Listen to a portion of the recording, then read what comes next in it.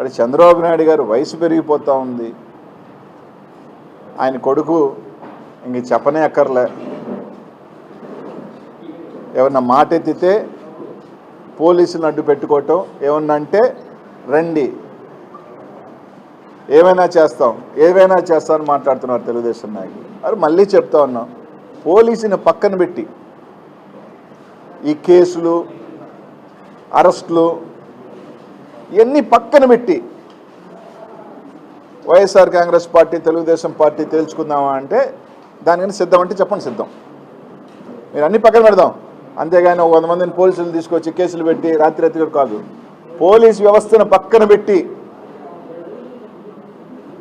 రండి, మీరిళ్ళ మీదక మా ఇళ్ళ మీదక ఎవరిళ్ళ మీదకైనా సిద్ధమే దేనికైనా. మీరు అనుకుంటున్న ఎవరు ఫ్యాక్షనిస్ట్లా, ఎవరు తెగిస్తే అందరూ ఎవరికి ఎవరేం కాదు, డిసైడ్ అయిన తర్వాత ఎవరైనా కానీ మంచి రాజకీయం కాదు. జగన్మోహన్ రెడ్డి గారు గత 5 సంవత్సరాలలో కూడా మేము ఎప్పుడు కూడా ఇట్లాంటి రాజకీయాలు చేయలేదు. జగన్మోహన్ రెడ్డి గారు ఎప్పుడూ చేయలేదు. అంటే మంచి చెప్తున్నాం, ఇదే విధంగా కానీ కొనసాగితే దీనివల్ల ఎవరినో భయపడిపోతాము, దీనివల్ల ఏదో మేమేదో తోకలు ముడిచిపోతాము, ఏదో వెనక్కి వెళ్ళిపోతాము అంటే అది జరగదు. మీరు చేసే కొద్దీ వైఎస్ఆర్ కాంగ్రెస్ పార్టీ కార్యకర్తలు ఇంకా రోడ్డు మీదకి వస్తారు. మీరు చేసే కొద్దీ రెచ్చగొట్టే కొద్దీ ఇంకా ధైర్యంగా ఈరోజు ముందుకు వస్తారు.